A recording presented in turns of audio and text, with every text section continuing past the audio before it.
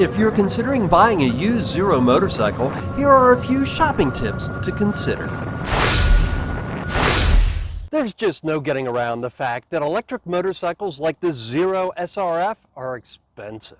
But the good news for pre-owned shoppers is when it comes to buying a Zero, like many of their gasoline counterparts, their value tends to drop pretty fast on the used motorcycle market, making a gently used Zero a potentially attractive proposition, especially when the low fuel and maintenance costs are figured in. For the purpose of this video, I'm focusing on used bikes from the latest generation of Zeros. The latest Zero platform debuted for the 2020 model year with this SRF.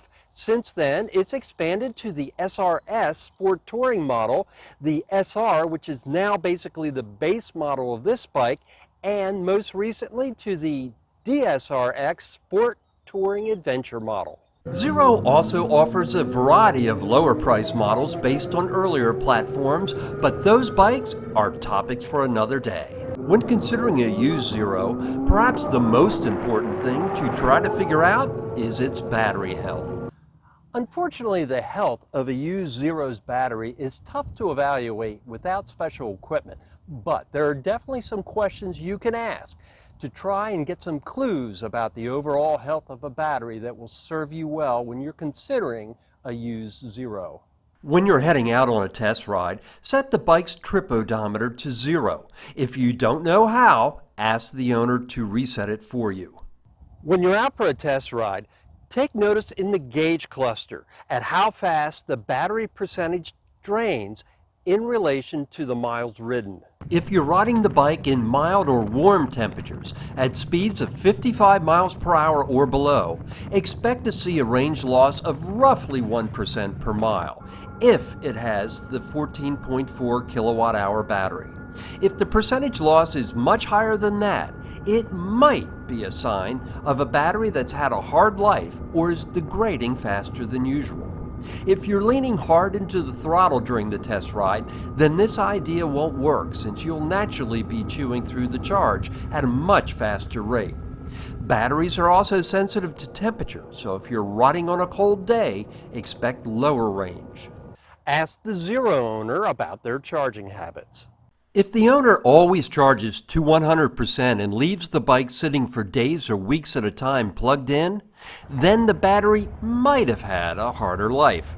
Zero says, quote, unplugging the charger when not needed ensures the best long-term health of your power pack. Conversely, if you get on the bike and notice it's at less than 30% of charge, that also might be a bad sign. Zero specifically advises owners never to leave a power pack sit below 30% for extended periods of time. Another thing to check is whether the owner has been taking advantage of Zero's built-in battery management program that allows riders to set their bikes to charge to a predetermined level, such as 70 or 80%. Chances are, if the owner has been using that feature, the battery's health is strong. Ask the owner how much the bike is averaging per charge. If it's anything below 70 miles, that might be a reason for concern. Riding style and temperature play a huge role in range, so it's not necessarily a deal breaker, but if the owner is getting less than 70 miles of range, especially if it's in city stop-and-go traffic, that's a bad sign. I'd also recommend staying away from any Zero that hasn't been garage kept, since all bikes decay faster when kept outdoors. Exposure to constant rain, sub-freezing temperatures, and baking hot sunny days can't be good for the electronics or long-term battery health. Because Zeros have so much torque, another area to carefully check is the bike's belt drive. Make sure it doesn't have any cracks or missing teeth. My 2020 SRF is still on its original belt after more than 15,000 miles, but I don't lay into the full amount of torque it offers very often. Other general motorcycle inspection tips include the usual stuff, such as checking for leaky brake lines, fork leaks, lights or electronics that aren't working, or abnormal tire wear. As with gas bikes, if the bike's brakes grab abnormally, that could be a sign of a warped brake rotor or disc. But remember that Zeros have anti-lock brakes, so a bit of pulsing is normal. With the bike turned on, take note of any error messages. If the bike has any errors, a tiny triangle logo will illuminate.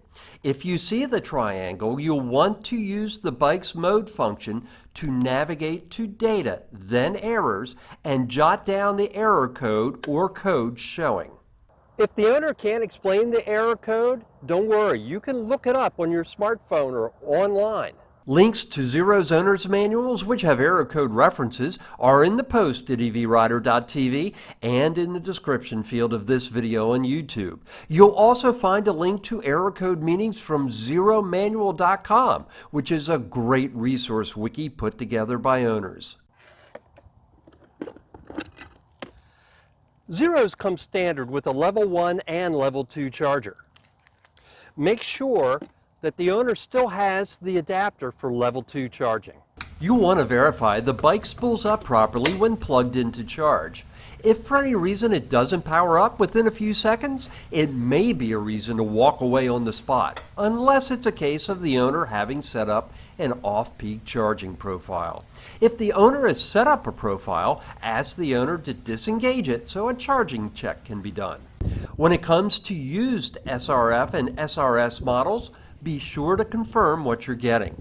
They're offered in 2 trims, standard and premium. Premium models come with double the charging speed, which came from the factory maxing out at 5.8 kilowatts, once charging losses are figured in. They can also reach 6.6 kilowatts if an optional Cipher Store unlock is purchased from Zero. 2022 and newer SRFs and SRSs are all basically premium models when it comes to hardware. Now Zero sells software unlocks for things like a parking mode and heated grips, while the SR has basically taken the place of the previous version of the SRF standard model. You'll want to confirm what Cipher Store upgrades the bike has and check the prices on anything you want to add before agreeing to a purchase price. Zero has confirmed to EVrider that Cipher Store upgrades are good for the life of the bike and will transfer to a new owner.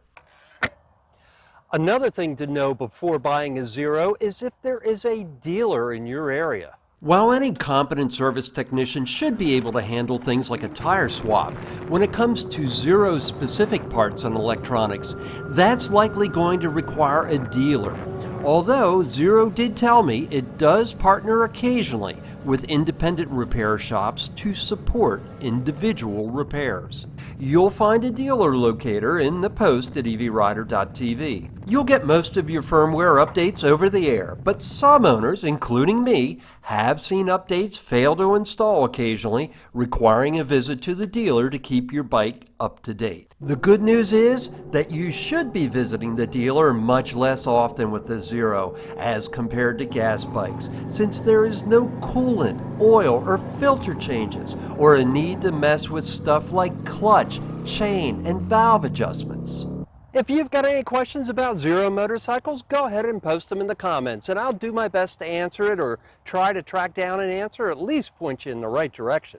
And if you found this episode of EVrider useful, please give it a like and subscribe to my YouTube channel so I can bring you more adventures in EV motoring.